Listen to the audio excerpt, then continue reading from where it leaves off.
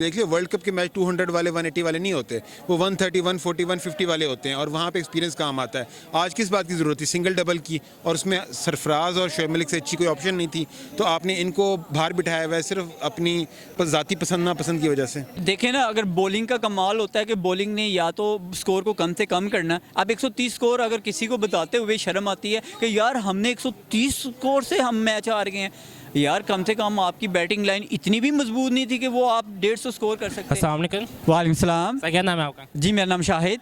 शायद आज का मैच देखा आपने? जी मैच बिल्कुल सुना है लेकिन आज का देखा नहीं है बनिस्बत इससे पहले जो इंडियन था वो तो वो बॉल देखा था। तो आज फिर पाकिस्तान हार गया, पता चला है आपको? और जी मुझे अभी अभी कुछ देर पहले की खबर मिली है और मुझे ये सुन के इंतहाई दुख हुआ कि यार ये पाकिस्तान परफॉर्मेंस में इतना बुरा निकला कि यार कि एक ऐसी टीम जिसका कोई 15वां 16वां नंबर आता है रैंकिंग में, आप उस टीम से हार गए। आपकी रैंकिंग नंबर भी 4 है। चले जी उन्होंने बहुत ज़्यादा स्कोर किया हो फिर तो मानने में आती है बात जी आप मैच हारे हैं, जबकि स्कोर 130 का टारगेट था। आपसे 129 स्कोर पे आपकी टीम ढेर हो जाए और आपके पास पीछे खेलने वाला कोई ना हो, आप एक स्कोर से हार जाएं, कितने अफसोस और दुख की बात है कि जी आप अपनी टीम के लिए क्या किया, आपने अपने मुल्क के लिए क्या किया। सर इंडिया की जो मैच था हमारा वो आपने देखा होगा। इंडिया के मैच मान लिया हमने थोड़ी देर के लिए कि वो बॉलर की पाकिस्तान की टीम की गलती नहीं है, उसमें सिर्फ पैर की गलती है, गोली की गलती है। ये आज के मैच में ऐसा क्या हुआ कि पाकिस्तान हार गया? सर इससे पहले जो आपने मैच देखा था ना इंडिया और पाकिस्तान का, उसमें तो आपने बाकायदा मैच इस तरह का देखा है कि देखने को दिल भी किया है। वो तो सिर्फ और सिर्फ हमारी कुछ वजूहात थी, चंद मिस्टेक थी जिनकी वजह से हम मैच हार गए। और आज का जो मैच हारा है ना पाकिस्तान, ये अपनी बेवकूफ़ी और इसको इतना ईजीली है, 5 से 6 कैच आपने छोड़ दिए हैं।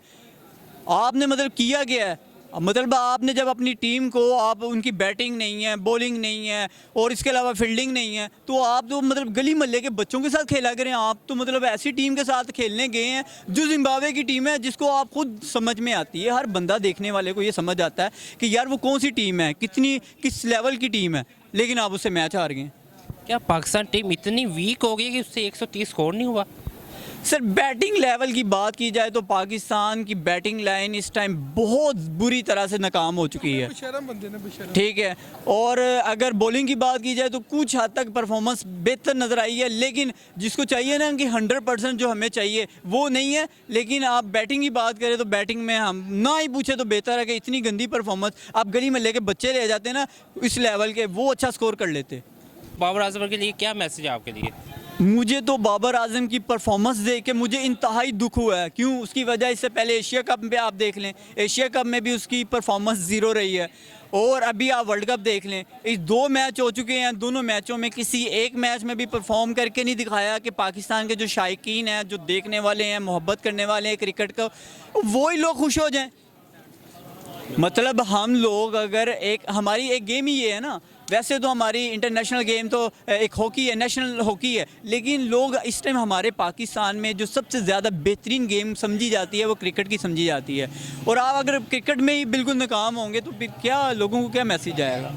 जैसे कि आपने देखा तो लास्ट टाइम पाकिस्तान में इंग्लैंड की टीम आई थी, तभी पाकिस्तान फाइनल मैच हार गया था। बाबर, रिजवान, कोई भी ओपनर पाकिस्तान का नहीं चल रहा। इसकी क्या वजह है? वैसा मैं खुद मैं अपनी फीलिंग बता नहीं सकता कि मुझे कितना दुख है।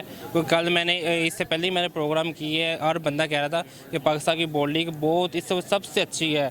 इस आज के मैच में पाकिस्तान की बॉलिंग बेहतर थी, लेकिन बैटिंग में आगे 0 हो गए। सर देखें ना, अगर बॉलिंग का कमाल होता है कि बॉलिंग ने या तो स्कोर को कम से कम करना है। अब 130 स्कोर अगर किसी को बताते हुए शर्म आती है कि यार हमने 130 स्कोर से हम मैच हार गए हैं, यार कम से कम आपकी बैटिंग लाइन इतनी भी मजबूत नहीं थी कि वो आप 150 स्कोर कर सकते। यार अगर जिम्बाब्वे ने स्कोर किया होता ना 170 180, फिर बिल्कुल समझ में आता कि यार वाकई मैच हार गया, चलो कुछ कहते कि यार हमसे नहीं स्कोर हो सका। लेकिन आपसे 130 का टारगेट नहीं कंप्लीट हुआ, आप मतलब एक 1 बाय 1 बॉल भी खेलते तब भी जाके आप जो है अच्छा खासा जो है अचीव कर लेते। 120 गेंदें थी, 120 गेंदों पे 130 स्कोर नहीं हो सकता था। यार कैसी बातें हैं। मुझे अब ये बात है इसकी क्या वजह क्या आ रही है कि पाकिस्तान टीम क्यों नहीं चल रही? यार इंडिया के खिलाफ मैच हार गई, अब जिम्बाब्वे जो एक पता नहीं किस नंबर पे आती है, उसके मैच हार के 130 स्कोर नहीं हुआ।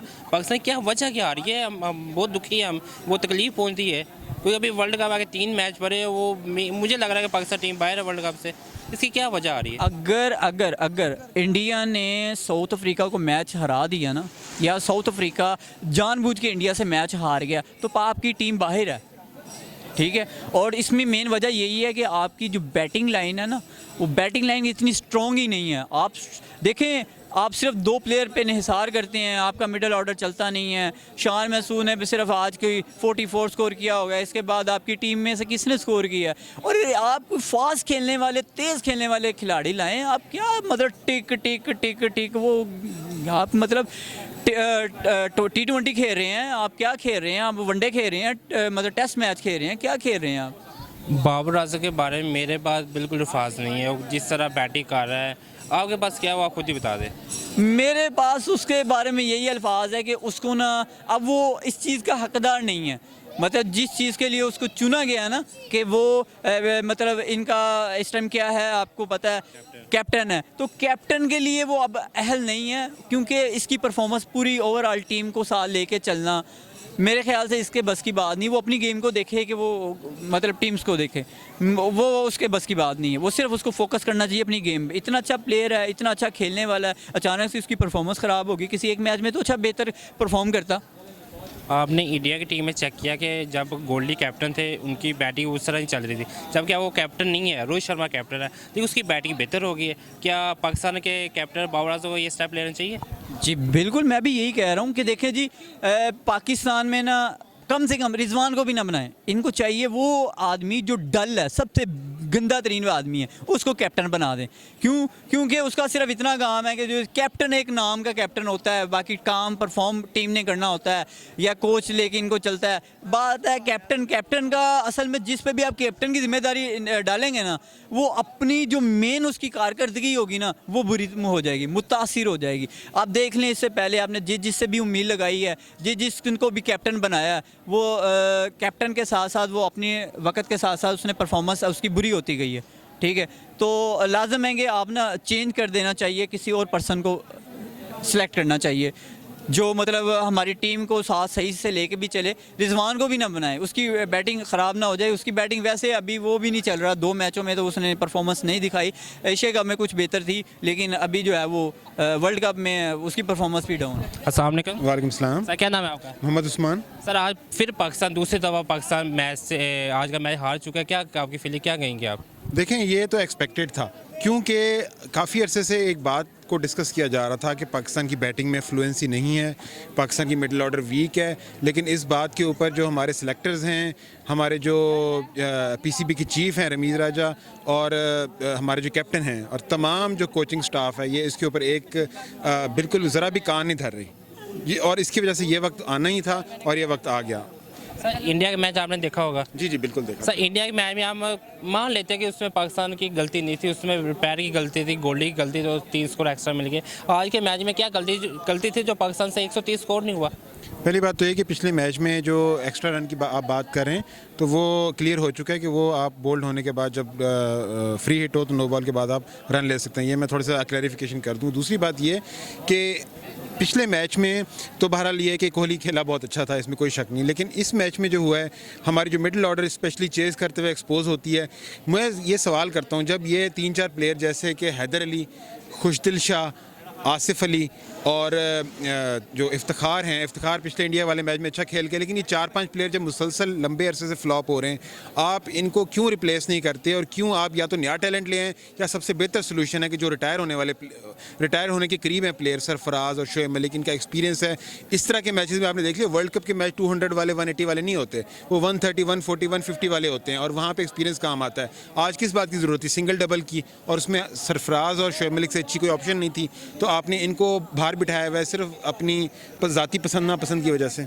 सर इंडिया के मैच में जब गोल्डी कैप्टन था वो अच्छा नहीं खेल रहा था, जबकि वो अब कैप्टन नहीं है, रोहित शर्मा कैप्टन है, लेकिन उसके बावजूद रोहित शर्मा 1-2 बना के आउट हो गए और गोल्डी ने 82 पाकिस्तान के खिलाफ स्कोर मारा अब तक। अभी बाबर आजम के लिए क्या मैसेज है आपके पास?